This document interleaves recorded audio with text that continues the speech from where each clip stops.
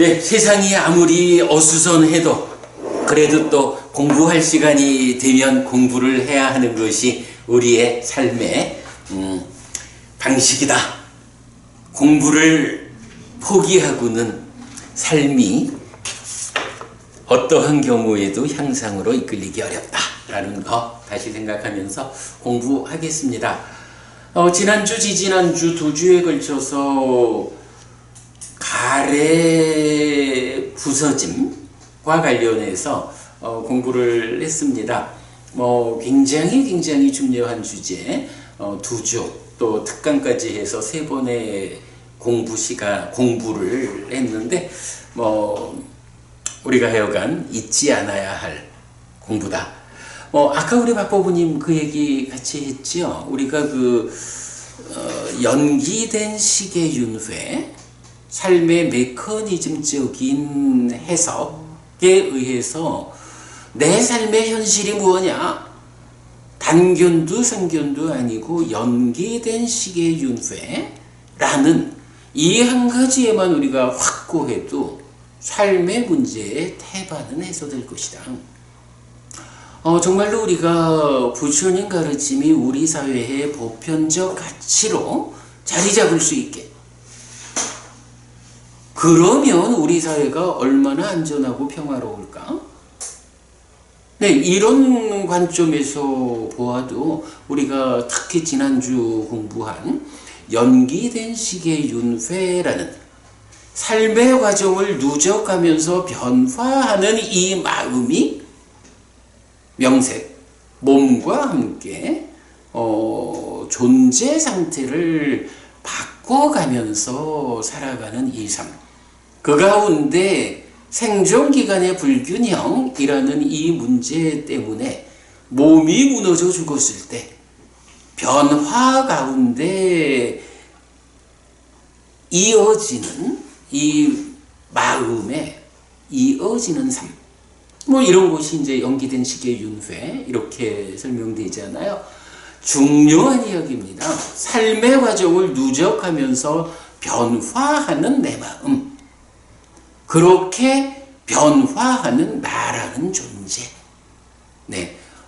이 존재가 몸이 무너져 죽는다 해서 소멸하는 거 아니다. 오직 부처님 가르침에 의한 바른 길, 팔정도의 실천에 의해서 번뇌를 부숨으로써 이 존재 상태를 해소할 때, 그때 비로소 윤회에서 벗어난다라는 것으로 마무리되는 것이지, 번뇌가 남아있는 한, 무명과 가래가 남아있는 한, 무명에 덮이고 가래에 묶여서 옮겨가고 윤회하는 중생의 삶은 끝나지 않는다. 이런 부분 우리가 명확히 기준을 가지고 나아가면 내 개인의 삶이 흔들리지 않고 한국 불교가 흔들리지 않고 우리 사회가 향상의 쪽으로 발전할 것이다. 오늘 박보부님 말씀하셨지만은 참 자살하는 국민 수가 그렇게 많다라고 하는 거, 정말 우리 사회가 공통적으로 겪고 있는 큰 아픔이잖아요. 그런 부분을 어떻게 해소할 것이냐라고 할 때 사실은 답은 하나밖에 없다. 이게 정신적인 수준이 너무 낮기 때문에 그러니까 바로 그 부분이죠. 그래서 우리가 부처님 가르침의 진정이 그죠? 껍데기만 부처님 가르침이 아니고 알맹이까지도 그런 부처님 가르침의 진정이 우리 사회의 보편적 가치로 자리 잡을 수 있어야 정신적 수준이 올라가는 거죠. 그때 정말로 우리 사회가 안전하고 평화롭게 된다. 그것이 사회의 발전이고 향상이다. 이런 부분 하여간 어쨌든 우리가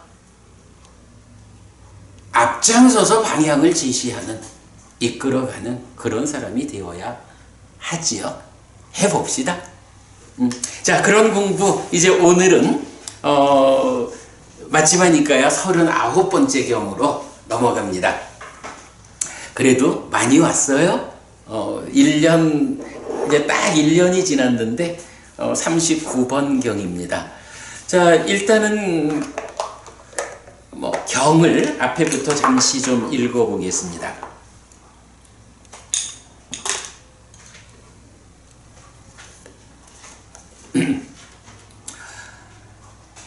마하야마가 왔고 마하 아사푸라 숫당 마찌마니까야 39 아사푸라 큰 경입니다. 이렇게 나는 들었다. 한때 세조는 앙가에서 아사푸라라는 앙가의 번화가에 머물렀다. 그때 세조는 비구들이여라고 비구들을 불렀다. 대덕이시여라고 그 비구들은 세존에게 대답했다. 세존은 이렇게 말했다. 비구들이여, 사람들은 그대들을 사문이라고 안다. 그대들은 누구입니까? 라고 질문받은 그대 사문들도 우리는 사문입니다. 라고 인정한다. 비구들이여, 이렇게 불리고 이렇게 인정되는 그런 그대들은 참으로 이렇게 공부해야 한다. 사문을 만들고 바라문을 만드는 법들을 받아들여 실천하리라. 이렇게 이것이 우리에게 우리의 사문됨을 진실케 하고 인정을 사실이 되게 할 것이다. 그리고 우리가 사용하는 가사와 탁발 음식과 거처와 병의 조건으로부터 필요한 약품을 마련해준 그들에게 우리 위에서 큰 결실과 큰 이익이 있을 것이다. 그리고 우리에게 이 출가는 불임이 아니어서 결실이 있고 수확이 있을 것이다. 라고. 그러면 비구들이여, 사문을 만들고 바라문을 만드는 법들은 무엇인가? 희리와 옷다발을 갖출 것이다. 라고 비구들이여, 그대들은 공부해야 한다. 또한 비구들이여, 그대들에게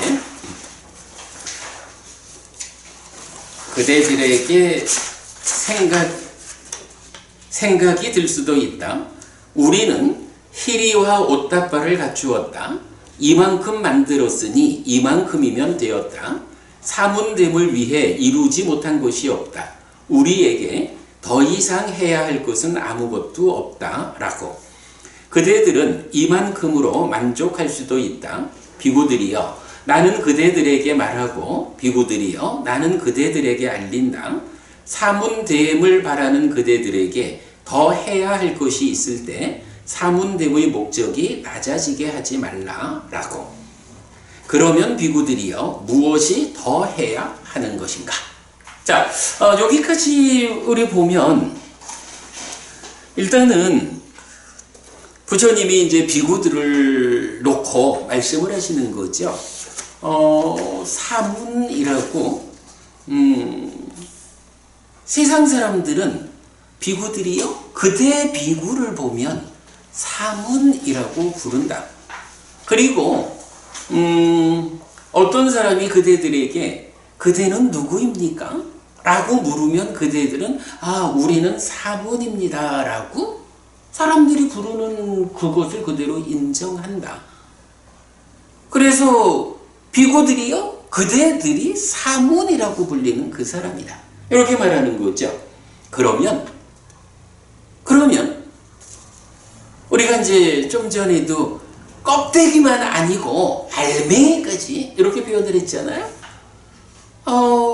만약에 부처님의 제자인 출가지자 비구니까 껍데기로는 머리 깎고 가사 있고 이래가지고 누가 봐도 저분은 사문이요, 출가하신 분이요, 스님이요, 이렇게 보이는데 정작 그 사람이 알맹이로는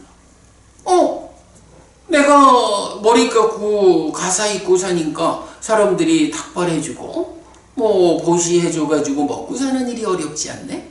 이래가지고 그걸로 됐어. 이러고 만다면 이제 껍데기는 사문이지만 이 사람이 알맹이를 가지고 어떻게 자기를 위하고 세상 사람들을 위한 참으로 사문으로서의 역할을 할 건가? 이런 부분이 있겠죠. 그러니까 이제 이 경에서는 부처님이 말하자면 세상 사람들은 일단 껍데기를 보고 그대들에게 사문이라고 부르는데, 그래서 그대들도 우리는 사문입니다 라고 인정을 하는데, 그대들이 껍데기로만 사문이어서는 안 된다. 알맹이가 사문이 되어야 한다. 그러면 이제 경에서는 이렇게 말하죠. 그대들은 참으로 이렇게 공부해야 한다 라는 게 뭐예요? 그대들이 겉모양뿐만 아니라 알맹이까지도 사문이려면 이런 공부를 해야 한다 라고 이제 비구 비구니 이 출가 제자들에게 삶의 방향을 제시하고 있는 거죠. 아사프라 큰경 중심 주제는 그겁니다. 이제 그러면서 우리가 방금 읽어봤지만, 그렇다면 정말로 껍데기 말고 알맹이까지를 그렇다고 껍데기를 무시하라는 건 아니죠. 껍데기도 비구 비구니로서의 모습을 갖춰야 되는 거고요, 당연히. 그러나 거기에서 그 껍데기뿐만 아니라 알맹이까지도 삼은 비구 비구니이고자 하면, 첫째로 최소한 이것이 그대를 사문으로 또는 바라문으로, 사문을 만들고 바라문을 만드는 법이다 라고 최소한 이거는 있어야 사문이라고 바라문이라고 나의 제자인 비구 비구니 출가자라고 할 수 있다. 요렇게 부처님 말씀을 하시는 거예요. 다만 부부님, 최소한 요거는 있어야 한다. 이게 사문을 만들고 바라문을 만드는 법이다 라는 걸로 지금 부처님 뭐를 제시하죠? 두 가지를 제시해요. 그죠? 히리와 오따빠라는 두 가지를 지금 알려주죠. 히리 오따빠 뭔가요? 양심 없음, 양심 수치심. 우리가 이건 뭐 짬이 뜻도 자꾸 있고요. 예, 히리 오따빠를 뭐 그냥 그렇게 사실 이게 이제 뭐 국내에서는 번역되기를 초기불전연구원에서 양심 수치심 이렇게 번역을 했죠. 그리고 한국 빨리송전협회에서는 부끄러움을 창피함을 이렇게 번역을 하고 있죠. 중국에서는 참괴라고 번역을 하고 있죠. 그런데 박보부님, 양심 수치심 그게 뭐요? 자책, 타책은 그래. 사실은 히리오따빠라고 하는 게요. 박보부님 우리 옛날에 그 얘기 많이 했어. 의외로 사람들이 이걸 모르더라. 불교 공부를 많이 하신 분들도 히리오따빠를 얘기하면 잘 모르더라고. 근데 이제 우리 뭐 초불련의 두 분 스님 그리고 한국 빨리송전협회 전재성 박사님 이렇게 이제 번역을 해주시니까 이제 뭐 양심 수치심 부끄러움을 안다 창피함을 안다 이렇게 이제 그렇게 만나지기는 했어. 근데 사실은 경을 본 사람이 아직 많지 않아서 그런지 그런 번역어로도 모르는 사람도 많고 뭐 스님들 가운데도 모르는 분이 많아. 그런데 거기에 이제 그런 단어를 아는 분들하고도 좀 대화를 해보면 사실은 양심, 수치심 이게 뭔지 잘 몰라. 하여간 이게 잘 모르더라고. 그런데 우리가 이제 늘 히리오따빠가 교리적으로 굉장히 비중이 큰 용어인데 잘 모르더라 라고 말하는데 뭐 여러 가지로 이제 그 히리오따빠가 얼마나 비중이 큰 교리인가를 말할 수 있지만 이 경에서는 히리오따빠에다가 지금 어떤 비중을 두고 있어요? 방금 우리가 그 얘기를 한 거죠. 껍데기만이 아니고 알맹이도 부처님 나의 제자인 그대들이 출가제자로서 비구, 비구니, 그래서 사문, 바라문 이렇게 불린다 라고 할 때 그 사문을 만들고 바라문을 만드는 법이 있다. 그게 뭐냐? 희리와 오따빠다. 기본적으로 희리와 오따빠를 갖추지 못하면 비구라고 말할 수 없다, 비구니라고 말할 수 없다. 이렇게 말하고 있어요. 잘 수행해서 깨달음으로 접근했다 하는 이 부분 다 밀어놓고 비구일까 아닐까, 사문일까 아닐까, 여기에 대한 그죠? 이 판단의 첫 자리에다가 희리와 오따빠를 말하고 있다고. 이게 사문을 만들고 바라문을 만드는 법이다. 그렇게 말하고 있거든요. 그러니 출가자에게까지도 이렇게 기준이 되는 만큼 큰 비중을 가지는 게 희리 오따빠다. 자, 이렇게 이제 희리와 오따빠를 갖추면 그래도 그대가 사문이라고 바라문이라고 또는 부처님 제자인 비구, 비군이라고 이렇게 말할 수 있다.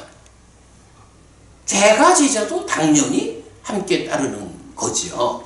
이제 그리고 나면 희리 오따빠로서 가장 바탕에 있는 토대가 갖추어진다면 거기에서 이제 사람에 따라서는 그래도 내가 부처님 가르침을 배워가지고 사문을 만들고 바라문을 만드는 알맹이를 갖추는 출발자리 희리 오따빠는 갖췄어. 이렇게 생각을 하면서 이제 됐어. 나는 희리 오따빠를 갖춘 사람이야. 이렇게 만족할 수 있다는 거죠. 그럴 때 부처님 안 된다. 그대들이 희리 오따빠를 갖춘 그 상태로서 목적점을 삼을 수는 없다. 이제 그대들이 나를 뒤따라서 출가해서 비구, 비구니가 되었다라는 것은 그 목적점이 어디냐 하면 번뇌를 부수고 깨달아서 윤회에서 벗어나겠다. 다시는 몸으로 가는 상태가 되지 않아서 일체의 괴로움을 소멸하겠다. 이걸 목적점으로 하고 있는데 이제 만약에 거기 가기 위한 그죠? 번뇌를 부수고 깨달아 알아 하니 되는 윤회에서 벗어나는 거기까지를 가기 위한 토대로서 희리 오따빠를 놓고 올라선 거예요. 이제 내가 사문이고 바라문으로 출발을 한다 하는 요 상태에서 희리 오따빠를 갖췄으니까 됐다. 이렇게 스스로 만족을 해버리면 안 된다.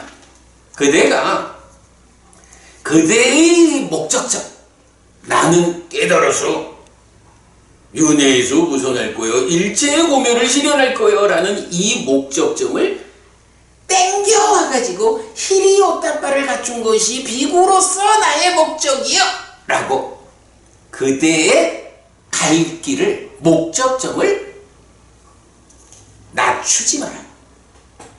생각해보면 안 그러겠어요? 사마난다 부부님, 그 비구가 완전히 그렇지, 사념초로 시작해서 사마타 윗바사나로 완성되는 이런 바른 수행의 방법에 의해서 깨달아서 아라한이 되는 데까지를 가는 게 부처님 제자로서 출가한 사람들의 목적점인 게 이건 당연하잖아. 그런데 겨우 희리 오따빠를 갖춰놓고는 이제 됐다 라고 거기에서 주저앉아 버리면 나의 목적점은 희리 오따빠를 갖추는 거예요. 이러면 곤란하다. 이런 말씀이 되는 거죠. 그래서 지금 이 경은 사문을 만들고 바라문을 만드는 법으로 희리 오따빠를 제시하면서 이 희리 오따빠로서 만족하지 마라. 더 해야 할 일이 있다. 그런데 그 더 해야 할 일이 아직 남아있는데도 불구하고 만족하고 주저앉아 버리면 그것은 그대가 출가한 그 목적을 낮추는 것이다. 그러면 안 된다. 라고 하면서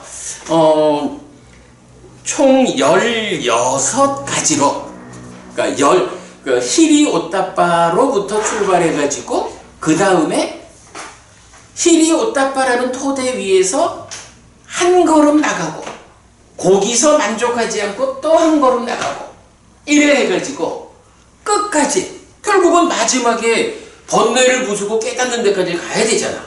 누진명으로 완성해야 되잖아. 거기까지 가는 과정을 16단계로 부처님 설명을 하시는 거예요. 그래서 각각의 단계마다 요만큼이면 되었다라고 생각하지 말고 아직까지 누진해서 끝나는 데에 도착하지 않았으면, 즉 더 해야 할 일이 남아있으면 그 해야 할 일이 남아있는 상태에서 요만하면 되었다라고 그대의 목적점을 낮아지게 하지 마라 라고 말씀하시는 게 이 경의 큰 틀이죠.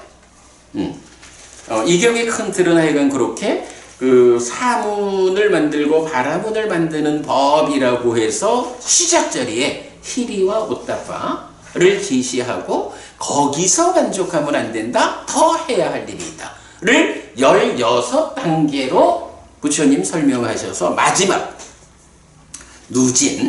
누진명 이 경은 이제 뒷부분을 사선삼명으로 말하니까 이제 누진명이 되죠. 그래서 번뇌를 부수고 깨달아서 윤회에서 벗어나는 그 목적을 달성할 때까지는 중간에 만족하고 주저앉으면 안 된다. 이렇게 이제 말씀하시는 거예요.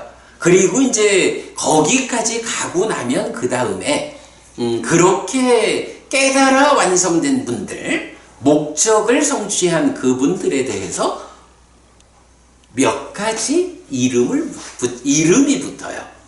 그래서 이제 그 부분 하는 걸로 마무리가 되거든요. 자, 요렇게 이제 일단 아사푸라 큰경에 좀 그 대의를 한번 짚어본 거로 하고요. 자, 일단은 이제 여기서 그러면 박고부님, 이 아사푸라 큰경을 보려면 우리가 첫 번째 무엇을 알아야 할까요?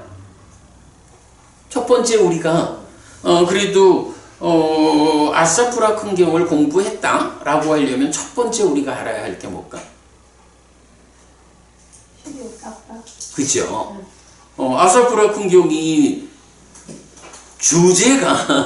주제가 사문을 만들고 바라문을 만드는 법으로 히리오따빠가 제시됐다고. 그리고 거기서부터 16단계로 더 해야 되는 일이 있다 라고 해서 완성까지 가니까 히리오따빠가 무언지를 알지 못하면 사실은 출발이 안 되는 거예요. 그죠? 그래서 우리가 이 히리오따빠를 그냥 양심, 수치심 요렇게 번역어대로, 그러니까 번역어를 알았다라고 하면 그걸 알았다라고 할 수가 없죠. 그래서 사실은 이 히리오따빠라고 하는 이 두 가지 교리 용어가 자세히 알려져야 할 필요가 있죠. 뭐 그럴 때에 이제 그래 박고부님 그 말씀하셨죠. 자책의 두려움, 타책의 두려움 이랬는데 사실은 양심, 수치심 이제 이런 번역들을 그 의미가 무엇냐? 히리로서 의미하는 바, 오따빠로서 의미하는 바가 무엇냐? 라는 점을 감안해서 이제 근본경전연구회 우리는 이제 자책의 두려움, 타책의 두려움 이렇게 번역을 하고 있죠. 사실 이제 여러 경들이 히리오따빠의 의미를 그야말로 경을 꿰어서 보면 의미가 드러나죠. 그럴 때에 히리는 어떤 의미냐 하면 자책의 두려움, 내 스스로 나를 책망할 거요 라는 두려움 때문에 악업을 짓지 않는 것. 요거죠. 나의 행위를 제어하는데 어떤 테크닉으로 제어하느냐 하니 이런 행위를 하면 내 스스로 나를 책망할 거예요. 내가 어떻게 이런 일을 하나? 라고 스스로의 책망이 두려워서 악한 업을 짓지 않는 것. 이게 시리의 의미라고. 그런가 하면 오따빠는 타책의 두려움 이렇게 번역을 했지만 내가 이런 일을 하면 아이고 우리 주변에 있는 사람들이 저 사람 말이여 하고 나를 책망할 거예요. 다른 사람들의 책망이 두려워가지고 내가 지금 악업을 짓지 않는 것. 사실은 이렇게 자책의 두려움, 타책의 두려움 이렇게 용어로는 번역해야 되지만 의미로는 한 걸음 더 나가서 그러한 두려움 때문에 악업을 짓지 않는 것. 요게 히리오따빠의 의미죠. 자, 오늘 우리가 수업이 이제 마지마니까야를 공부해야 되는 시간이니까 히리오따빠를 본격적으로 공부하기는 좀 어려워요. 그래서 제가 담마른도 부부님 이건 아마 맞을 것 같아.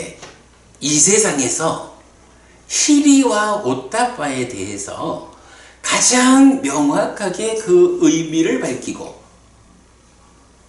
관련돼서 히리 오따빠는 이렇다, 히리 오따빠를 말하는 경들은 이런 가르침을 준다 라고 설명해내는 이 세상에서 으뜸 가는 책이 있다. 그 책을 소개해 드리려고 그래요. 그 책이 뭐냐? 바로 이 책입니다. 사실 우리가 작년에 근본경전연구회가 처음으로 출판한 책이지요. 요새 화요일 저녁 7시에 읽고 보충하기 수업을 해서 지금 이제 꽤 많이 왔어요. 현재 계획으로는 제가 압력을 받았어. 빨리 맞춰요. 하셔가지고 아마 지금 이제 남아있는 스케줄로 보면 내년 한 1월, 2월쯤이면 요 책을 마무리하게 될 것 같은데 이 책이 어떻게 구성되어 있냐 하면 총 4부로 구성되어 있어요. 그래서 제1부가 소유하고자 하는 자라는 개념 자체. 사실은 소유하고자 하는 자라는 말이 그대로 제가의 사람 이런 의미잖아요. 그래서 소유하고자 하는 자라는 그 개념을 설명하는 거. 말하자면 불교 신자가 출가자와 재가자로 구분되어 있다. 이럴 때 박부부님 출가자 재가자 이 비율을 따지면 몇 대 몇이나 될까? 한 100대 아니 100대 아니고 10대 대략 하여간 90% 이상은 재가자일 거야. 그죠? 그렇다 하면 불교가 어떤 일을 하자, 역할을 하자라고 하면 제가 신자는 어떤 사람인가? 이 표현이 소유하고자 하는 자인 부처님의 제자. 이게 까마보기. 이게 이제 제가 신자를 특징 짓는 표현이란 말이야. 까마보기, 소유하고자 하는 자. 그러니까 소유하고자 하는 자라는 이 개념을 우리가 바르게 이해하지 못하면 대부분의 불교 신자인 제가 신자들을 대가제자를 위해서 부처님이 어떤 법을 설하셨는지 이 부분이 나아가질 못하죠. 그래서 이 책의 제1부가 소유하고자 하는 자에서 사실은 이제 좀 어려운 개념을 설명하니까 좀 어렵게 시작을 해서 미안하죠. 그런가 하면 제2부가 이제 행위, 업에 개괄해가지고 업에 대해서도 사실은 잘 개괄되어 있어요. 불교 한마디로 말하면 행위입니다. 로부터 시작해서 마지막 제사까지 가죠. 제사. 오랫동안 나에게 이익과 행복이 함께 하기를 바라면서 어떤 행위를 하는 것을 제사라고 교리적으로 말하잖아요. 이렇게 이제 업에 대해서 사실은 굉장히 그 체계를 잘 갖추어 가지고 개괄하고 있죠. 아주 좋은 주제고요.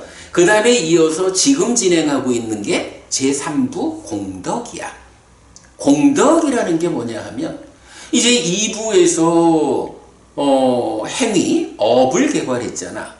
그러면 이 업이라는 게 악업은 괴로움을 만들 거고 선업은 행복을 만들 거잖아. 그런데 교리적으로 보면 그러니까 업을 지으면 행복이라는 과화보가 생긴다. 이 업과 행복이라고 하는 것이 직접 연결되지 않더라라는 것을 우리가 발견한 거예요. 그래서 업과 행복이라는 중간에 매개자가 있어. 그래서 행복을 가져오는 것이라고 정의되는 어떤 것이 있는 거야. 그래서 선업을 지으면 행복을 가져오는 그 어떤 것이 생겨나. 그리고 그렇게 생겨난 그것이 행복을 가져오는 거야. 바로 그 업에서 생겨나서 행복을 가져오는 업과 행복의 매개자의 역할을 하는 이게 공덕이라고 불린다고. 뿐야죠, 원어로. 뿐야. 공덕이라고도 번역하고 복이라고도 번역하잖아. 사실은 우리가 누구나 다 공덕을 지어야 한다, 복 많이 받으셔요 라고 말을 하지만 사실은 그 개념을 잘 모르죠. 그런데 이 책에서 제3부로 그 공덕을 두고 있어요. 그럼 공덕이 이렇게 업과 행위를 매개하는 그거다 라고 찾아낸 것은 참 의미가 있어요. 자, 그래서 이제 그 안에서 이건 몇 가지 가는데 어제까지 해서 두 번째 주제로 보시를 끝냈어. 이제 앞으로 또 몇 가지 가면 이제 그 다음에 이제 3부가 끝나고 4부로 가는데 제4부의 이름이 뭐냐 하면 희리와 오따빠야. 그리고는 희리와 오따빠가 무엇냐라는 것을 많은 경들을 잘 꿰어가지고 희리는 이런 것입니다. 희리 어떤 것이라고요? 그죠? 자책의 두려움 때문에 악업을 짓지 않는 거. 이런 힘을 가지는 게 희리요. 오따빠 뭐라고요? 타책의 두려움 때문에 남이 책망할까 두려워서 악업을 짓지 않는. 어쨌든 중요한 건 우리가 악업을 짓지 않는 거라고. 내 스스로의 책망이 두려워서 악업을 짓지 않으면 으뜸이고, 남의 책망이 두려워서라도 악업을 짓지 않으면 그것도 훌륭해. 그 다음에는 형벌이 두려워가지고 악업을 짓지 않는 것도 훌륭해. 심지어는 죽은 다음에 지옥 갈까봐 두려워가지고 악업을 짓지 않는 것도 훌륭해. 어쨌든 중요한 거는 악업을 안 짓는 게 중요해. 왜? 업이라는 것이 가지는 법칙성이 있잖아.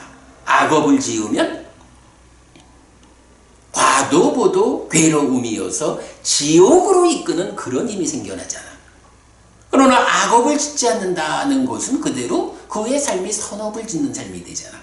이런 자책이냐 타책이냐 형벌이냐 지옥 갈 거냐 하는 이런 네 가지의 어떤 것이 두려워서라도 내가 지금 악업을 짓지 않으면, 선업을 지으면 과도보도 행복이어서 하늘로 이끄는 그런 힘이 생겨난다고. 요걸 말해주거든. 특히 자책경이라는 경이 바로 요 네 가지를 잘 말해주고 있잖아요. 이렇게 이제 제4부에서 기본적으로 희리오따빠를 제가 정의를 해냈어. 굉장히 저는 중요하다고 보고, 그 다음에 보면 제4부가 다시 이제 첫 번째는 이제 희리오따빠가 개념적으로 설명되는 순서고, 아주 제가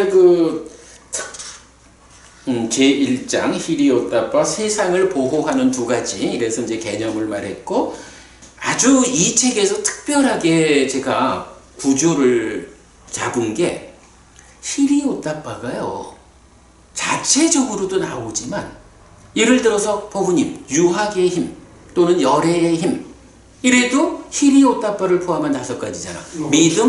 믿음, 히리 오따빠, 정진지혜든가?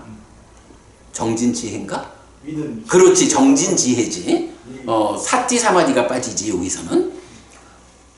뭐 이제 이렇게 히리 오따빠를 포함하고 있는 교리들이 있다고. 그래서 5가지 힘 있고 또 7가지 힘 있고. 2가지 정법이 또 있고. 그렇지. 7가지 정법 있고 뭐 이래가지고 히리 오따빠를 포함하고 있는 아주 중요한 교리의 체계가 있다고. 그래서 그게 히리 오따빠를 담고 있는 2가지로 된 거, 3가지로 된 거, 4가지, 5가지, 7가지 이런 식으로 히리 오따빠를 담고 있는 중요 교리들을 그야말로 모든 용례를 뽑아가지고 체계를 잡았잖아. 그런가, 그게 이제 3장이고, 그 앞에 2장에서는 이렇게 히리 오따빠가 포함된 교리의 체계가 있다면, 히리 오따빠를 포함하지 않는 교리의 체계도 있다고. 그래서, 보시와 오계와 수행이라는 3가지 공덕행의 토대, 이런 것도 있고, 또 우리가 대표적으로 삶을 말하자면, 믿음과 보시와 계와 지혜라는 4가지 법. 거기에 배움이라는 걸 중간에 끼우면 5가지 법이 되어서 하늘로 이끄는 이런 뭐 이래가지고 히리 오따빠가 포함되지 않은 교리적 어떤 전개가 있고 히리 오따빠가 포함된 교리적 전개가 있는 거야. 그래가지고 이 책은 1장에서는 개념적으로 히리 오따빠가 세상을 보호하는 2가지다 하고 제2장에서 히리 오따빠를 포함하지 않은 법들의 전개, 제3장에서 히리 오따빠를 포함한 법들의 전개. 이래가지고 특히 제3장 같은 경우는 히리 오따빠가 담겨있는 모든 용례를 다는 거지. 이렇게 이제 히리 오따빠를 정의하고 히리 오따빠가 포함된 중요한 교리의 체계, 이제 이런 부분을 이 책에서 잘 담고 있기 때문에 그래서 제가 이렇게 말한 거예요. 좀 전에 뭐 우리도 좀 자랑도 좀 할 겸 히리 오따빠라고 하는 이 중요한 교리. 오늘 딱 보니까 그렇잖아. 그대가 껍데기뿐만 아니라 알맹이까지도 부처님의 출가지자, 비구비군이라면, 사문이라면, 바라문이라면 그 토대가 뭐요? 사문을 만드는 법, 바라문을 만드는 법, 그게 뭐요? 라고 하니 히리 오따빠거든.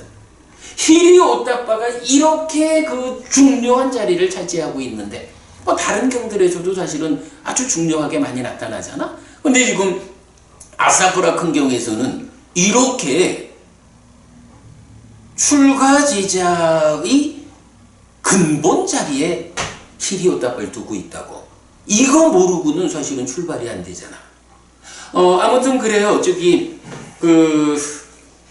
굉장히 많은 양을 담고 있는 주제고 우리가 잘 봐야 하는 거라서 오늘은 그냥 이렇게 기본적인 개념만 말씀드리고 책을 소개하는 것으로 대신했는데 하여간 그러다 보니 이 책이 히리 오따빠와 관련해서는 이 세상에서 가장 잘 설명하는 교재다라는 부분, 제가 이거는 자신 있게 말할 수 있어요.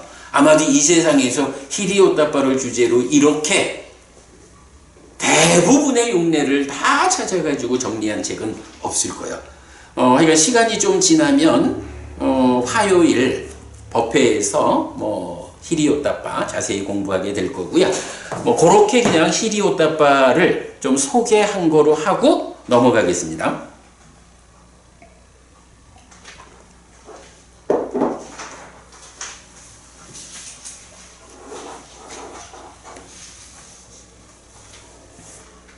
자, 그래서 이제 다시 경으로 오겠습니다. 이렇게 해서 이제 히리 오따빠에 이어서 부처님이 그러면 비구들이요 무엇이 더 해야 하는 것인가? 라고 말씀하시고 이제부터 16단계로 더 해야 할 일을 소개하는 것, 설명하는 게 이 경의 큰 흐름이죠. 자, 어려운 주제 아니니까 좀 읽어가겠습니다. 2페이지죠. 그러면 비구들이여 무엇이 더 해야 하는 것인가? 우리는 몸의 행실이 청정하고 드러내 보이고 감추지 않고 결점이 없고 단속하는 자가 될 것이다. 그 몸의 행실의 청정을 이유로 자신을 칭찬하지도 남을 비난하지도 않을 것이다 라고. 요게 뭐야? 히리 오따빠 다음에 첫 번째로 해야 되는 게 뭐냐? 몸의 행실을 청정하게 해라. 드러내 보이고 감추지 않고 결점이 없고 단속하는 자가 되어라. 이렇게 말하죠. 그러면서 더 말하기를 내가 이렇게 몸의 행실이 청정해. 그러니까 나는 잘하고 있고 당신은 몸의 행실이 청정하지 못하잖아 라고 남을 비난하지 않는다까지를 말하고 있죠. 또한 비구들이여 그대들에게 생각이 들 수도 있다. 우리는 희리와 옷다빠를 갖추었고 몸의 행실이 청정하다. 이만큼 만들었으니 이만큼이면 되었다. 사문됨을 위해 이루지 못한 것이 없다. 우리에게 더 이상 해야 할 것은 아무것도 없다라고 바로 이 부분을 반복 지적하는 거죠. 그대들은 이만큼으로 만족할 수도 있다. 비구들이여 나는 그대들에게 말하고 비구들이여 나는 그대들에게 알린다. 사문됨을 바라는 그대들에게 더 해야 할 것이 있을 때 사문됨의 목적이 낮아지게 하지 말라라고. 그러면 여기서 이제 부처님 더 해야 할 것이 있을 때 이랬는데 더 해야 할 것이 뭐 얼마나 어떤 게 얼마나 더 있을까? 박부부님 지금 이렇게 몸의 행실이 청정해진 비구가 있어요. 근데 여기서 만족하지 마라 라고 하면서 부처님 더 해야 할 것이 있을 때 이랬거든. 더 해야 할 게 뭐 얼마나 남았을까? 깨달음까지. 그게 뭐 얼마나 될까? 그래 15개가 남았죠. 그치? 우리가 이제 16개가 있는데 그 중에 한 개를 한 거예요. 그러니까 15개가 남은 거예요. 그러니까 16단계를 가서 완성되는 사문됨의 목적을 놓고 이제 겨우 16 중에 한 걸음 와가지고는 다 됐어. 이제 됐어. 이러면 사문됨의 목적을 낮아지게 하는 것이다. 이런 표현이죠. 그리하지 마라. 그러면 비구들이여 무엇이 더 해야 하는 것인가? 우리는 말의 행실이 청정하고 드러내 보이고 해서 동일하게 나가요. 그러면 요건 조금만 더 읽어볼게요. 우리는 말의 행실이 청정하고 드러내 보이고 감추지 않고 결점이 없고 단속하는 자가 될 것이다. 그 말의 행실의 청정을 이유로 자신을 칭찬하지도 남을 비난하지도 않을 것이다 라고. 비구들이여 참으로 그대들은 이렇게 공부해야 한다. 또한 비구들이여 그대들에게 생각이 들 수도 있다. 우리는 희리와 옷다빠를 갖추었고 요거 토대죠. 기본이죠. 거기에서 몸의 행실이 청정하고 말의 행실이 청정하다. 이만큼 만들었으니 이만큼이면 되었다. 겨우 이제 받침판 위에 올라와서 한 걸음 와놓고는 이제 되었다. 이렇게 말하는 거죠. 사문됨을 위해 이루지 못한 것이 없다. 우리에게 더 이상 해야 할 것은 아무것도 없다라고. 그대들은 이만큼으로 만족할 수도 있다. 비구들이여 나는 그대들에게 말하고 비구들이여 나는 그대들에게 알린다. 사문됨을 바라는 그대들에게 더 해야 할 것이 있을 때 사문됨의 목적이 낮아지게 하지 말라라고. 그러면 비구들이여 무엇이 더 해야 하는가? 우리는 의의 행실이 청정하고 해서 히리오따빠라는 토대 위에서 몸의 행실, 말의 행실, 그리고 의의 행실, 신구의 삼업이죠. 예, 거기까지를 온 거예요. 그리고는 히리와 오따빠를 갖추었다. 몸의 행실, 말의 행실, 의의 행실이 청정하다. 이만하면 되었다. 라고 하지 마라. 이렇게 되는 거죠. 자, 그리고 나면 이제 또 넘어가요. 나머지나 이건 동일한 표현이고.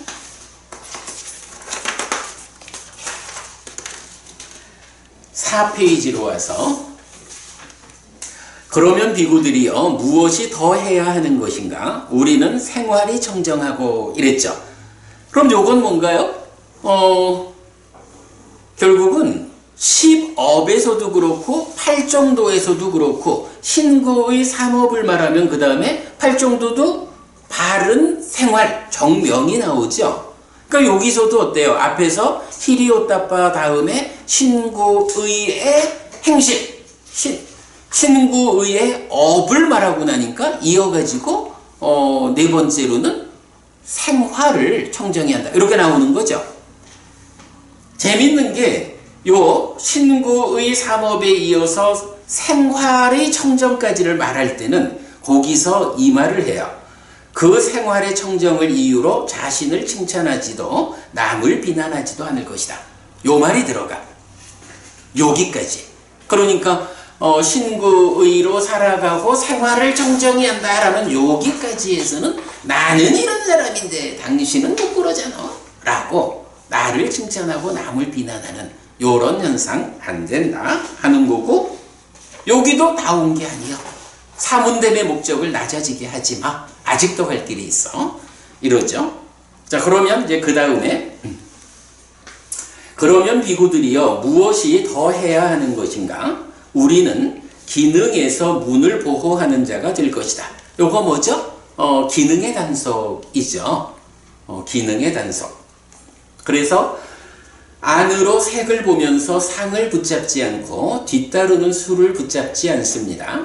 안근을 단속하지 않고 머물면 간탐과 불만과 악한 불선법들이 흘러들어올 것이기 때문에 그것의 단속을 위해서 실천할 것이다. 안근을 보호하고 안근에서 단속할 것이다. 라고 안이비설신의 반복이 되죠.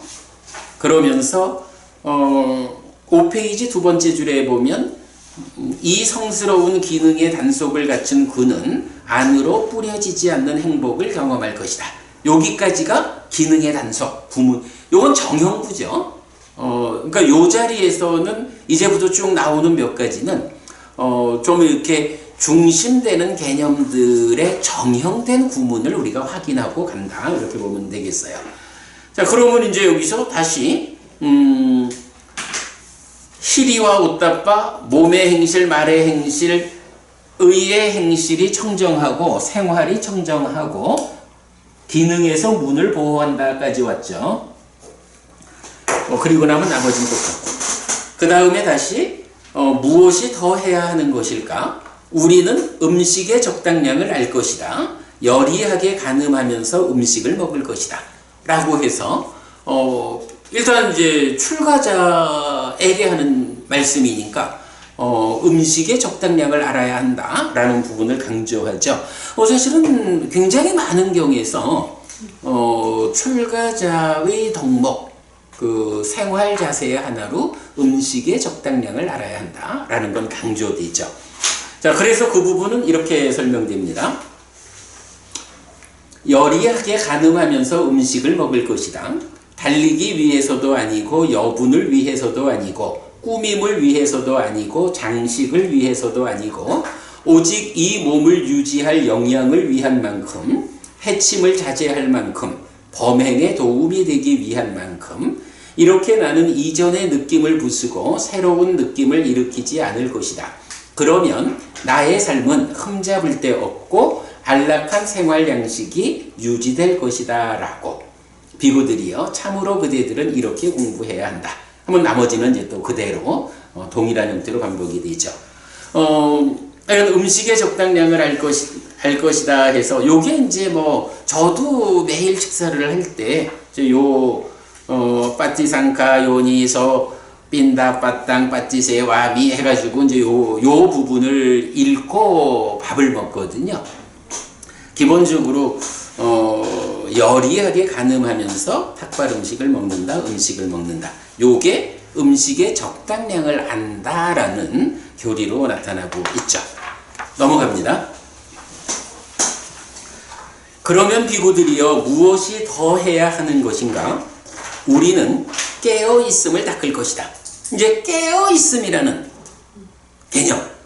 깨어있다라는 것은 사실은 사띠의 개념이죠. 우리가 사띠 사마디 반야를 눈에 비유해서 보면 어때요?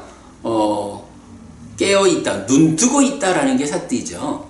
그리고 흔들리지 않는 것으로의 삼매, 그리고 불을 비춰주는 것으로의 지혜 이런 개념이 나타나죠.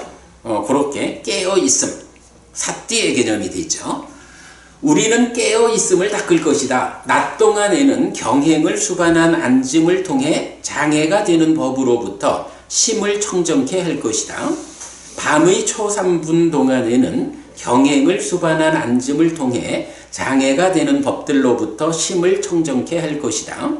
밤의 중3분 동안에는 발에 발을 포개고 염정지하면서 일어남의 상을 자의한 후 오른쪽으로 사자처럼 누울 것이다.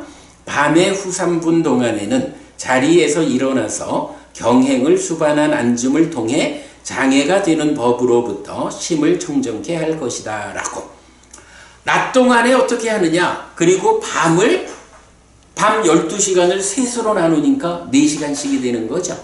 그렇게 셋으로 나눠서 초 3분, 중 3분, 후 3분 어떻게 하느냐 하는 부분을 설명하고 있고요. 깨어있음을 닦는 것. 넘어갑니다. 이제 7페이지. 그러면 비구들이여 무엇이 더 해야 하는 것인가? 우리는 염정지, 삿띠 삼빠졌냐를 갖출 것이다. 나아갈 때도 물러날 때도 옳고 그름을 판단하면서 행하고 앞을 볼 때도 돌아볼 때도 옳고 그름을 판단하면서 행하고 구부릴 때도 펼 때도 옳고 그름을 판단하면서 행하고 대가사와 바루와 가사를 지닐 때도 옳고 그름을 판단하면서 행하고 먹을 때도 마실 때도 씹을 때도 맛볼 때도 옳고 그름을 판단하면서 행하고 똥과 오줌을 눌 때도 옳고 그름을 판단하면서 행하고 갈 때도 설 때도 앉을 때도 잠잘 때도 깨어 있을 때도 말할 때도 침묵할 때도 옳고 그름을 판단하면서 행할 것이다. 요 내용은 어디에 나오죠? 기본적으로 사념초 수행 중에 신념초 중에 염정지 옳고 그름의 판단 가운데 행위하는 거 요렇게 나타나죠.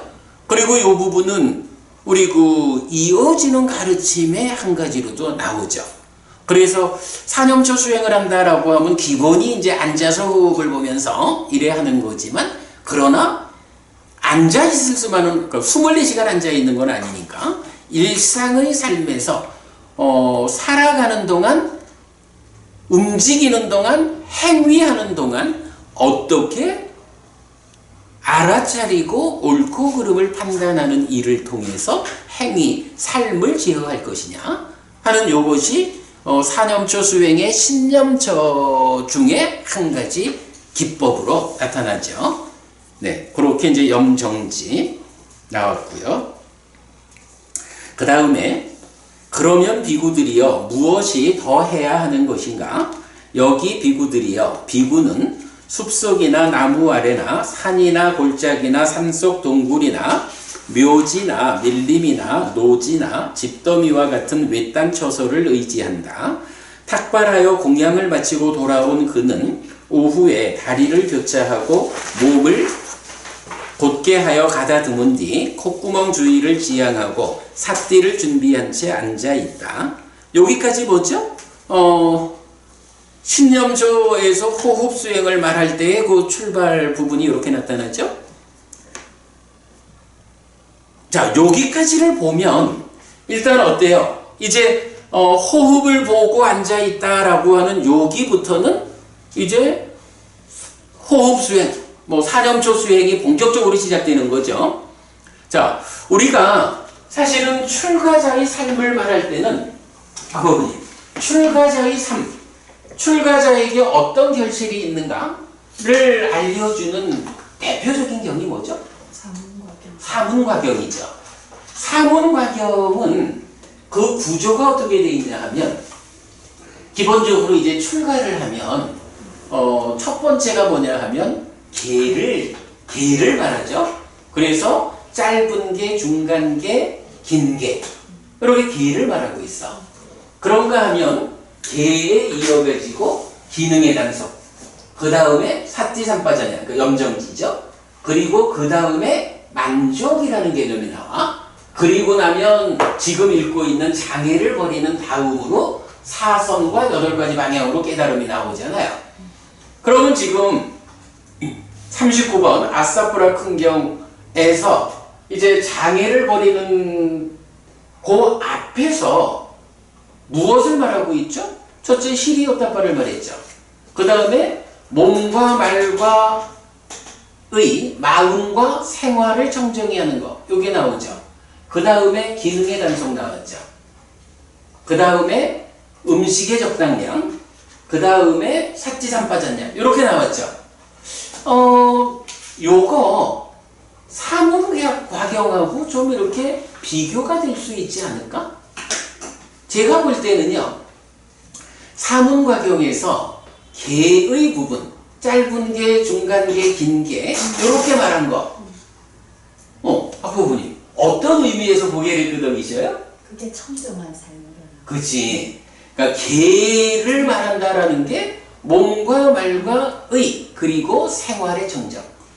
물론 이제 의업이라는 부분은 개라는 것은 사실은 몸과 말의 영역에서 이렇게 되니까 이제 조금 뭐 차이를 둘 수는 있지만, 그러나 개념적으로는 신고의 삼업과 생활을 청정히 한다라는 요거는 사문과경에서 제시하는 개의 영역에 대응이 되는 거죠. 그 다음에 기능의 단속은 똑같이 나오죠. 그 다음에 음식의 적당량을 안다라는 것은 사문과경에 없죠. 근데 진짜 없는 걸까? 요걸 잘 좀 보면 사문과경에서는 만족이라는 게 나오죠. 만족이 어떻게 설명되냐고. 위장을 보호할 음식, 그리고 뭐 비바람으로부터 몸을 보호할 옷까지, 이래가지고 만족이라는 측면에서 옷과 음식이라는 두 가지를 말한다고. 그러면 여기서 위장을 보호할 표현이 그렇지. 위장을 보호할 만의 음식이라고 하는 요게 뭐예요? 음식의 적당량. 음식의 적당량, 적당한 만큼 그대가 삶을 유지하고 잘 공부해 나갈 수 있을 만큼 필요한 음식이면 돼. 요게 만족의 의미죠. 그러니까 음식의 적당량을 한다라는 것은 사문과경에서는 음식과 옷을 같이 말하고 있지만, 옷에 대한 이야기가 좀 그러니까 빠져 있지만, 음식의 적당량을 한다, 사문과경적으로는 만족하고 동일시되죠. 그리고 뭐 사티삼바자나 똑같죠. 사티삼바자나는 사실은 4년초 수행, 10년초의 하나로 나오지만, 이런 사문과경적인 체계에서는 앉아서 호흡을 붙잡고 장애를 버리는 이런 본격적인 수행 이전에 수행자의 삶의 과정에서 사티삼바자나를 소개하고 있죠. 그 면에서 동일하게 나오죠. 이렇게 보면 우리가 조금씩 표현은 다를 수 있지만 그 의미하는 바를 잘 챙겨보면 어때요? 결국 아사프라 큰경에서 부처님이 껍데기만 사문이 아니고 알맹이도 사문이려면 기본적으로 히리오타파라고 하는 이 토대 위에서 이런 단계를 하나씩 갖춰가야 한다 라고 말씀하시는데, 그게 사문과경의 제시하고 다르질 않죠. 그걸 보는 것은 중요해요. 특히 음식의 적당량을 안다라는 것이 사문과경에는 없잖아. 하지만 만족이라는 항목에서 포함이 되죠. 그렇게 대비하면 사문과경의 그 원칙적인 커다란 설명의 틀이 있는데, 이제 아스라프라 큰경에서는 조금 형태를 달리해서 같은 순서를 말하고 있다. 이렇게 보면 되는 거죠. 자, 그리고 나면 이제 넘어갑니다. 자, 콧구멍주의를 지향하고 삿대를 준비한 채 앉아있다. 그는 세상에 대한 간탐을 버린 뒤에 간탐에서 벗어난 심으로 머물고 간탐으로부터 심을 청정케 합니다. 진애의 결점을 버린 뒤에 분노하지 않는 심으로 모든 생명의 이익을 위하여 연민하며 머물고 진애의 결점으로부터 심을 청정케 합니다. 해태혼침을 버린 뒤에 해태혼침 없이 광명상을 가지고 삿띠와 삼바자나를 갖춘 자로 머물고 해태혼침으로부터 심을 청정케 합니다. 들뜸 후회를 버린 뒤에 휘저어지지 않아 안으로 가라앉은 심으로 머물고 들뜸 후회로부터 심을 청정케 합니다. 의심을 버린 뒤에 의심을 건너 유익한 법들에 대해 불확실함을 가지지 않은 자로 머물고 의심으로부터 심을 청정케 한다라고. 자, 그러면서 이제 여기서 예가 5가지가 나와요. 사실은 이제 여기서 예가 다섯 가지 나오는 것도 뭐 사문과경하고 동일하죠. 그런데 박고부님, 우리 그 5가지 장애와 관련해서 비유로 나타나는 게 2가지 방법이 있지. 2가지 형태? 어떤 게 있나? 한 가지는 여기 나와 있는 거고. 그렇지. 5가지 장애라는 거를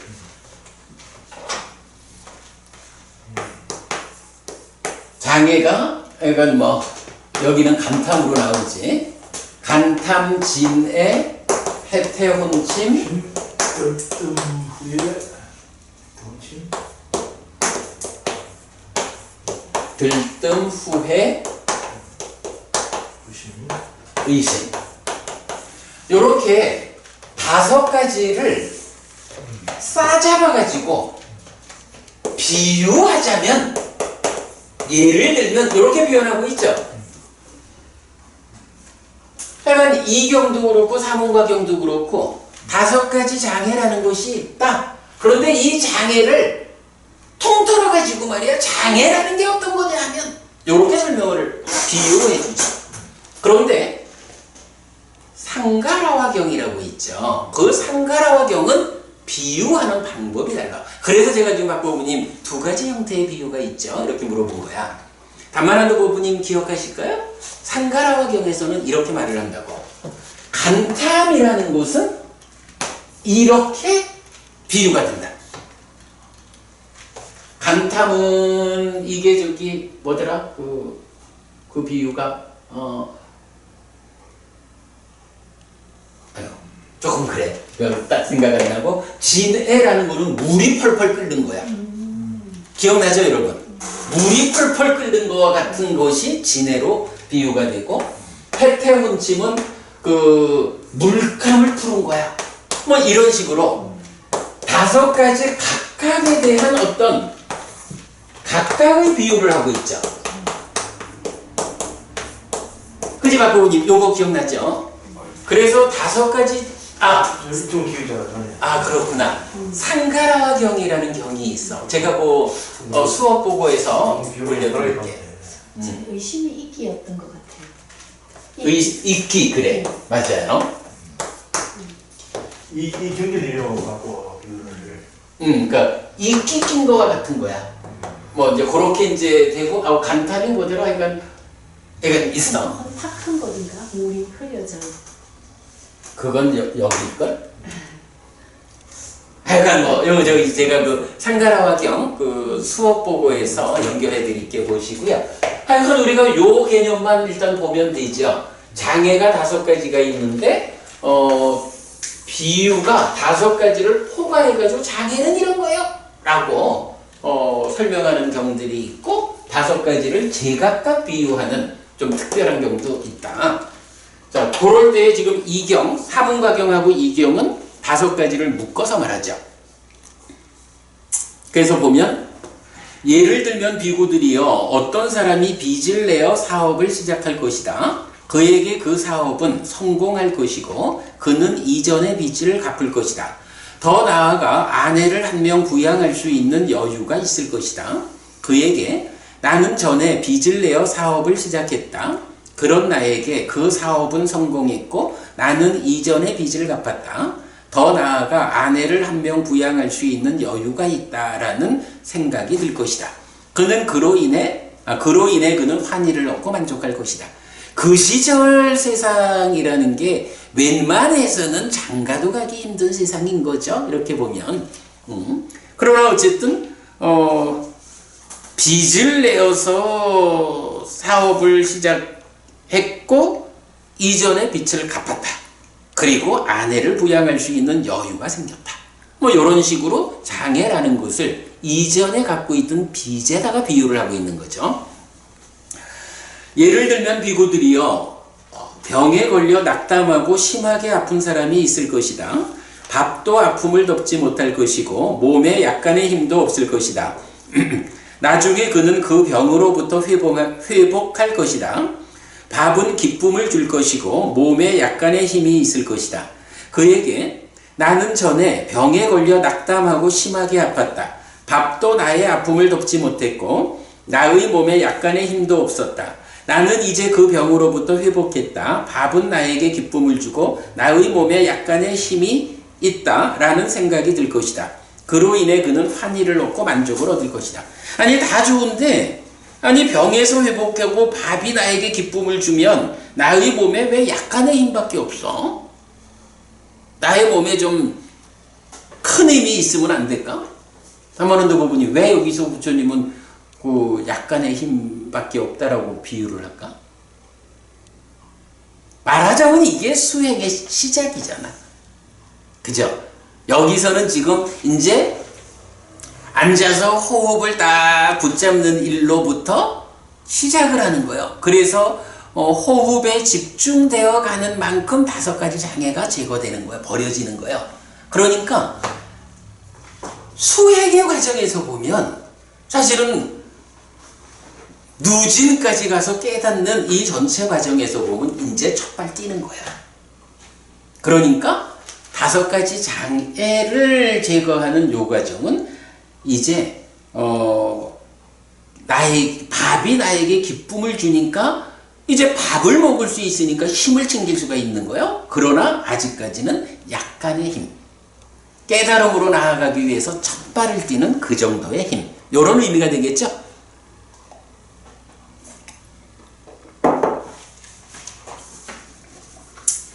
예를 들면 비구들이요, 옥에 갇힌 사람이 있을 것이다. 나중에 그는 그 옥에서 풀려날 것이다. 안전과 두렵지 않음에 의해 어떤 재물들의 손실도 없을 것이다. 그에게 나는 전에 옥에 갇혔었다. 이제 옥에서 풀려난 나는 안전과 두렵지 않음에 의해 나에게 어떤 재물들의 손실도 없다 라는 생각이 들 것이다. 그로 인해 그는 환희를 얻고 만족을 얻을 것이다. 여기서 옥이라는 게 뭐 5가지 장애 전체를 말하지만 대표적으로 말하자면 아까 우리 수업 시작 전에 말씀 나눴던 소유라고 하는 그 뭐지? 구석 또 덫 이런 거죠. 뭐 이제 그렇게 그 옥에서 풀려났다. 소유 이게 그 5가지 장애를 제거하면서 삼매에 들어가는 거잖아요. 삼매에 든다라고 하는 것이 일단 소유로부터 벗어나는 거니까 옥에서 풀려나는 이렇게 표현하는 거죠. 예를 들면 비구들이요, 자신을 의지하지 못하고 남에게 의지하고 원함에 의해서 갈 수 없는 하인인 사람이 있을 것이다. 나중에 그는 그 하인의 신분에서 풀려나 자신을 의지하고 남에게 의지하지 않고 원함에 의해서 갈 수 있는 자유인이 될 것이다. 그에게 나는 전에 자신을 의지하지 못하고 남에게 의지하고 원함에 의해서 갈 수 없는 하인이었다. 이제 그 하인의 신분에서 풀려난 나는 자신을 의지하고 남에게 의지하지 않고 원함에 의해서 갈 수 있는 자유인이다 라는 생각이 들 것이다. 그로 인해 그는 환희를 얻고 만족을 얻을 것이다. 나라고 하는 존재성이 있는데 소유라고 하는 남에게 묶여버렸어. 이렇게 봐도 되겠죠? 어쨌든 이건 삼매를 가는 과정에서 장애가 제거되는 거니까. 예를 들면 비구들이요, 부유하고 부자인 사람이 굶주림과 두려움이 있는 사막의 먼 길을 걸을 것이다. 나중에 그는 그 사막을 안전하게 건널 것이고 두려움이 없이 안온한 마을 주변에 도착할 것이다. 그에게 부유하고 부자인 나는 이전에 굶주림과 두려움이 있는 사막의 먼 길을 걸었다. 나는 이제 그 사막을 안전하게 건넜고 두려움이 없이 안온한 마을 주변에 도착했다 라는 생각이 들 것이다. 그로 인해 그는 환희를 얻고 만족을 얻을 것이다. 어쨌든 소유라고 하는 사막을 벗어나서 존재라고 하는 그 부유함. 사실은 뭐 여기서 그렇다고 이 존재가 목적점은 아니죠. 다만 소유라고 하는 그 사막의 고통스러움에서는 차별적인 부유함이죠. 네. 어쨌든 5가지 장애를 제거한다는 것은 삼매로 올라가는 거기 때문에 이런 표현들이 다 타당하죠. 이처럼 비구들이요, 비구는 빛과 같은, 병과 같은, 옥과 같은, 하인과 같은, 사막의 먼 길과 같은 이런 5가지 장애가 버려지지 않았음을 자신에게서 본다. 예를 들면 비구들이요, 빛 없음과 같은, 병 없음과 같은, 옥에서 풀려남과 같은, 자유인과 같은, 안온한 지역과 같은 이런 5가지 장애의 버려짐을 자신에게서 본다. 결국 5가지 비유를 상세히 설명을 하고 5가지를 모아가지고 장애 가운데 있는 것은 이러한 삶이야. 그러나 그러한 장애가 없는 상태는 5가지 장애가 버려지는 이 호흡을 붙잡고 집중해 나가는, 삼매로 나아가는 그 결과라고 이렇게 표현해주고 있는 거죠. 5가지 장애가 무엇이냐? 어떤 의미를 갖느냐 하는 것을 이렇게 비유까지 해서 설명해주고 있어요. 5번이나 비유를 했다는 건 뭐예요? 5가지 장애가 버려져야 하는 것이 얼마나 중요한 일이냐 하는 것을 웅변적으로 말해준다. 자, 그 다음에 이제 장애를 넘어섰어요. 그는 지혜를 무력화시키는 심의 오염원인 이런 5가지 장애를 버리고서 소유의 삶에서 벗어나고 불선법들에서 벗어나서 윗닦아가 있고 윗자라가 있고 떨침에서 생긴 기쁨과 즐거움에 초선을 성취하여 먹는다. 자, 여기까지 보면 앞에 지혜를 무력화시키는 심의 오염원인 이런 5가지 장애를 버리고서 하는 거, 수행의 중심 개념의 전반부죠. 그런데 사실은 이제 요 구문의 용례를 보면 수행의 중심 개념으로 연결되는 용례보다 지금 여기서처럼 이렇게 5가지 장애를 버리고서 초선을 성취해 먹는다. 이 용례가 가장 많아요.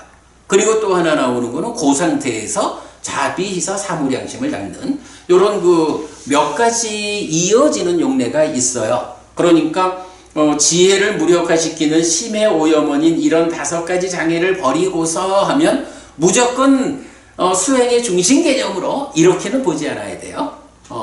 대표적으로 3가지 용례, 초선으로 나아가는 거, 사무량심을 닦는 거, 사념조에 잘 확립된 심을 가진 자로서 칠각지를 있는 그대로 닦아서 하는 수행의 중심 개념, 요 3가지가 있다. 참고하시고, 자, 초선을 성취하여 머문다. 그는 떨침에서 생긴 기쁨과 즐거움으로 이 몸을 충만하게 하고 흘러넘치게 하고 가득 차게 하고 고루 미치게 한다.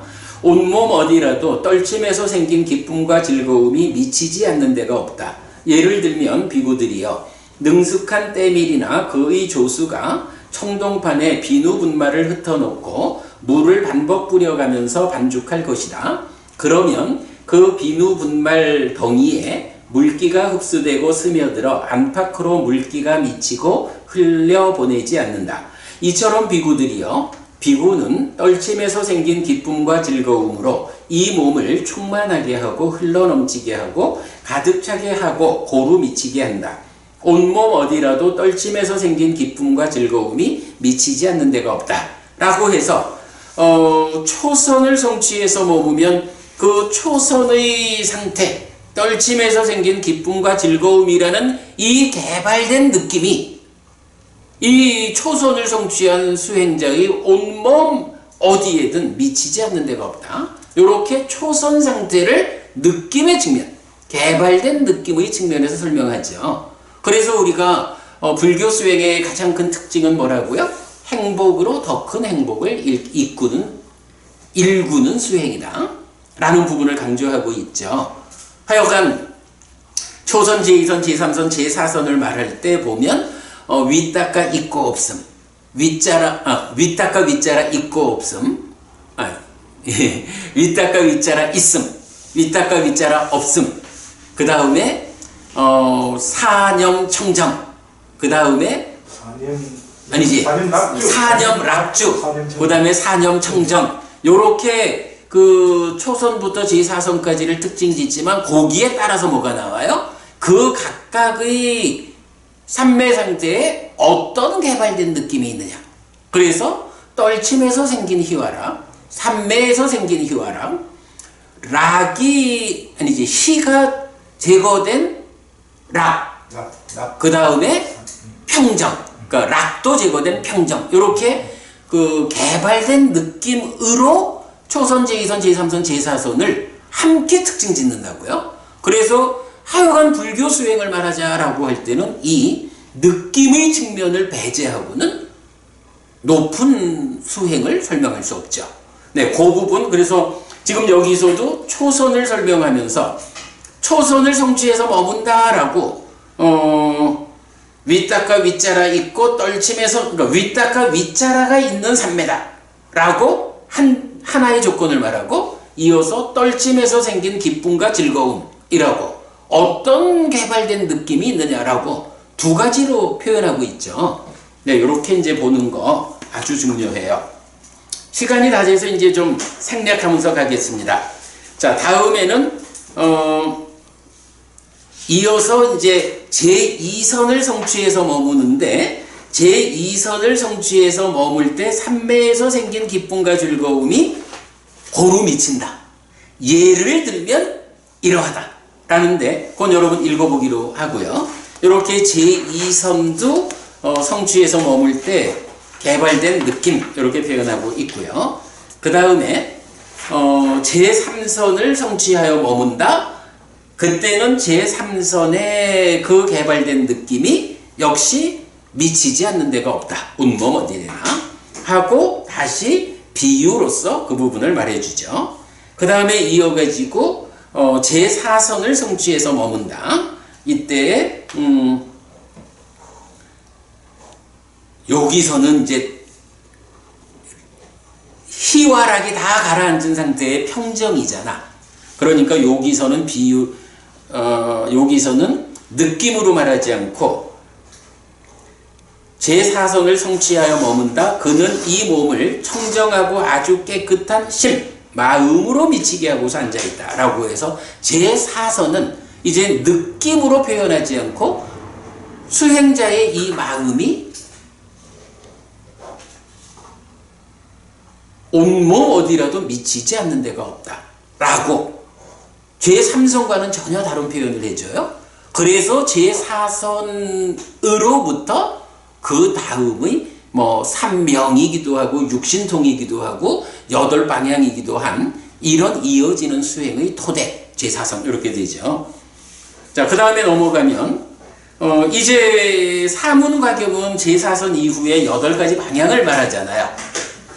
지화견에서 무색계로 올라가는 거, 의성신, 그리고 육신통 이래 되죠. 그런데 이제 이 경은 뭐 사실 우리가 그냥 일반적으로 보면 맞지마니까야의 경들은 주로 4선에 이어서 3명으로 설명되는 경우가 많죠. 이 경에서도 마찬가지. 자, 13페이지 위에 보면 그는 이렇게 심히 삼매를 닦고 청정하고 아주 깨끗하고 침착하고 오염원이었고 유연하고 준비되고 안정되고 흔들림 없음에 도달했을 때 이게 제4선을 성취해서 머무는 그 상태죠. 이전의 존재 상태에 대한 기억의 알무로 심을 향하게 하고 기울게 한다. 그는 여러 이전의 존재 상태, 즉 전생을 기억한다 라고 해서 숙주명을 말하죠. 네, 숙주명 하면서 이제 여기도 역시 예를 들면 해서 비유를 말해주고 있고요. 그 다음에는 동일하게 죽고 다시 태어남의 알무로 심을 향하게 하고 기울게 한다 해서 천안명을 말해주죠.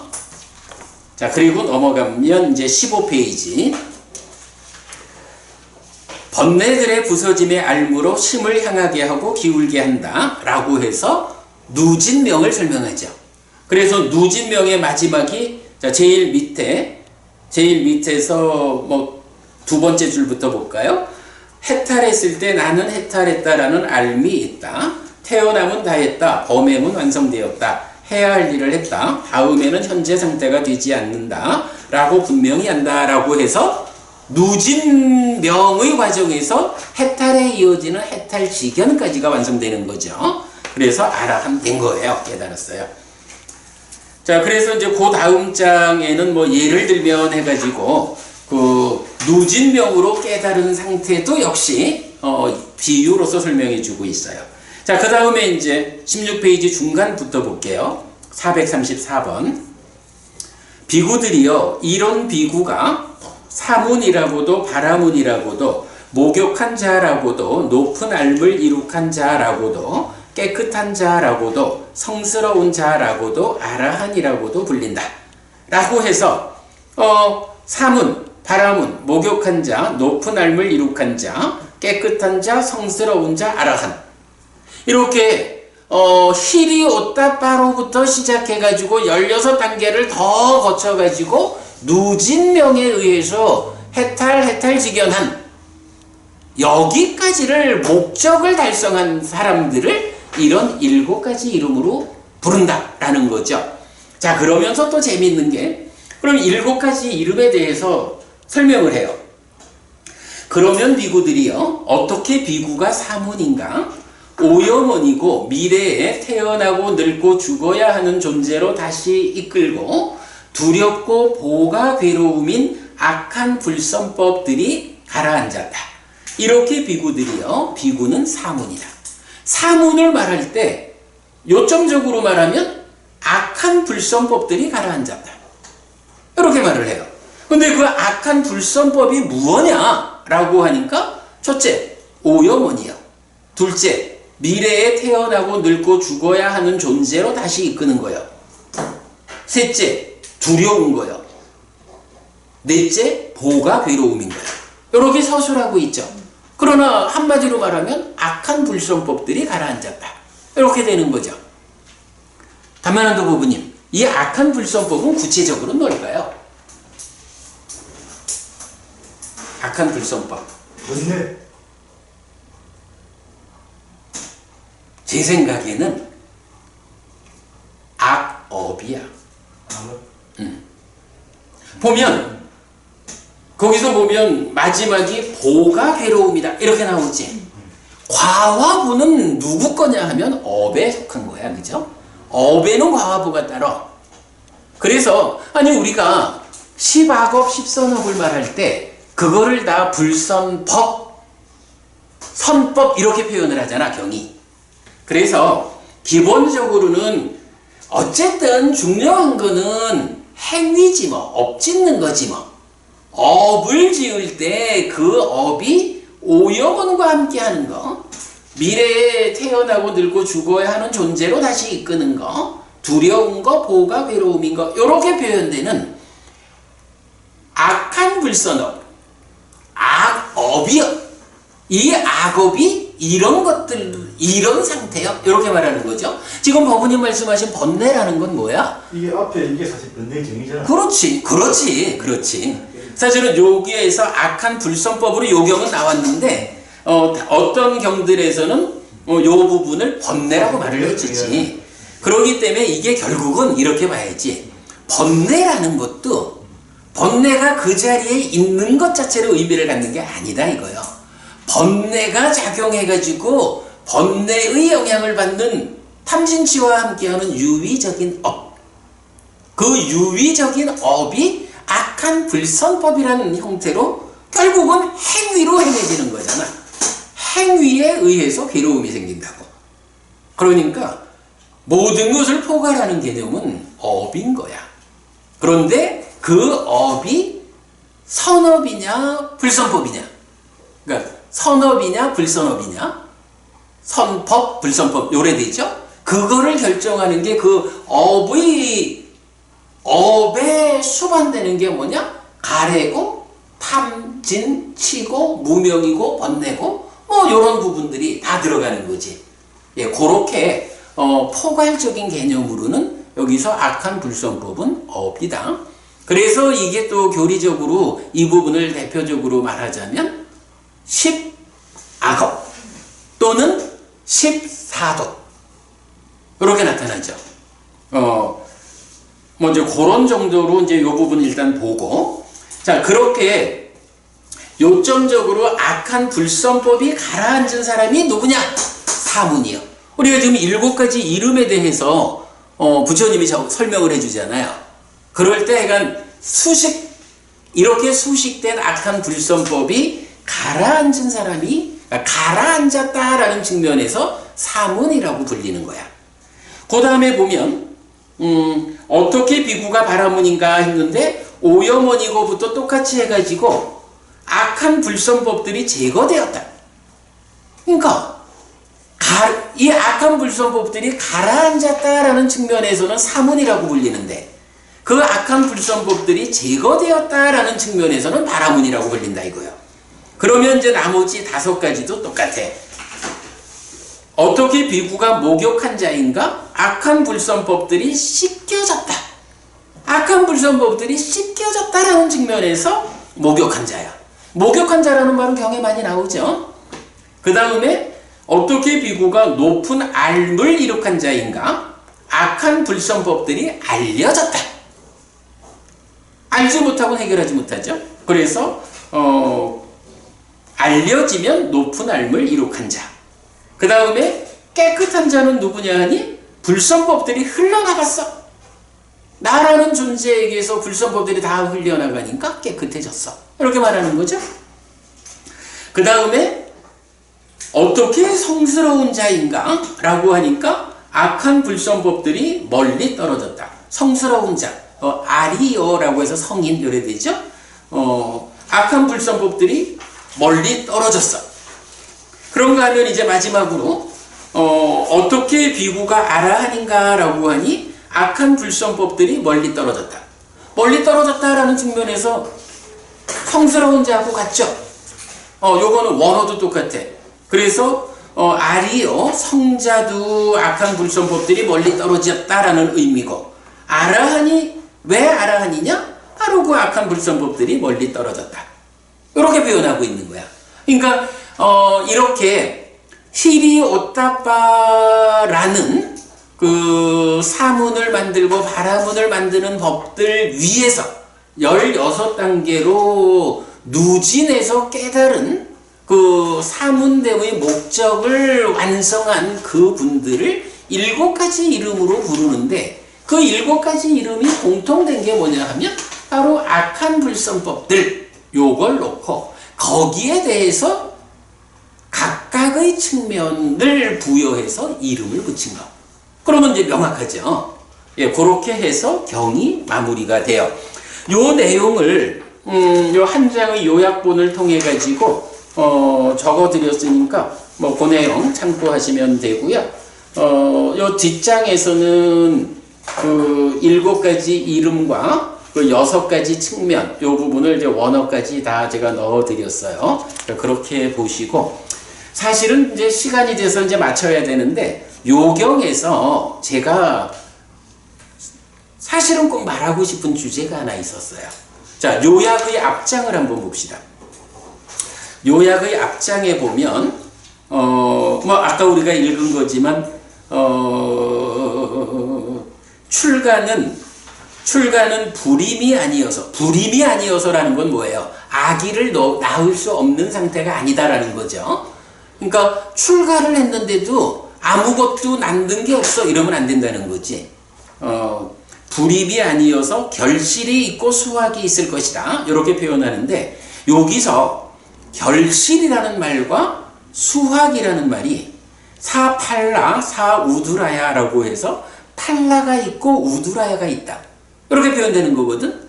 이럴 때 팔라라는 말하고 우두라야라는 요 말을 제가 오늘 시간이 되면 좀 설명하려고 했는데 요게 뭐냐 하면 우리가 업에는 과와 보가 따른다 이렇게 되잖아요.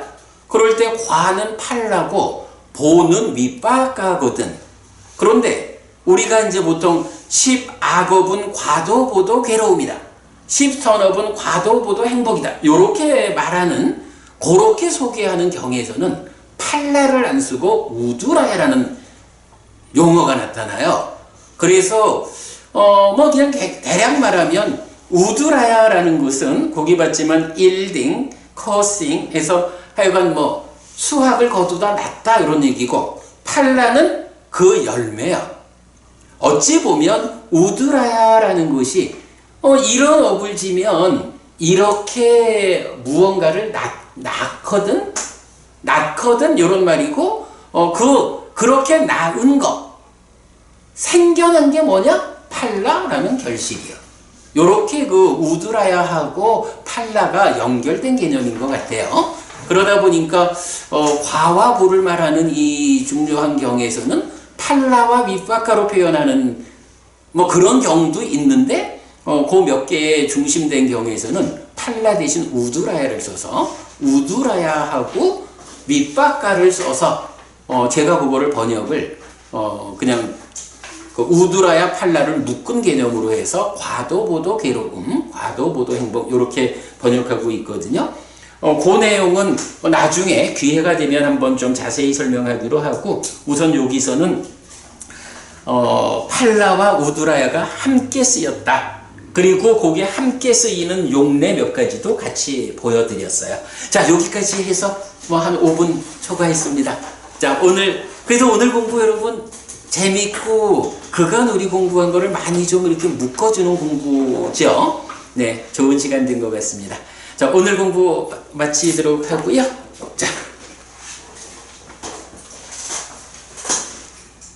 자, 읽겠습니다. 삼마삼부토 바가와 스와카토 바가와타 담모 수파티반노 사와카 상고띠 세전 전능하시다 세전으로부터 먼 자세가 제자들의 상관을 잘 실천한다. 찌란띠타투 로카스밍 삼마삼부타 사산한띠 중등하게 가르침이 이 세상에 오래도록 머무리라.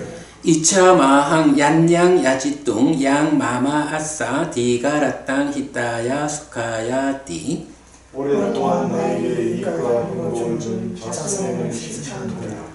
이당다낭 페따낭 냐티살로 히따낭 오빠까빠뚜 이당다낭 페따 냐티살로 히따 파리분잔뚜띠 이 모시가 돌아가신 친구가 해독들에게 돌아가기를 이 모시를 돌아가신 친구가 해독들이 사용하기를. 오늘 우리가 함께 단 법의 등이 오랫동안 여러분들에게 이익과 행복으로 함께 하기를 바랍니다. 그리고 오늘 우리가 함께한 이 법보시가 여러분들이 생각하는 그분들에게 잘 도달하고 사용되기를 바라겠습니다. 수고하셨습니다. 그래서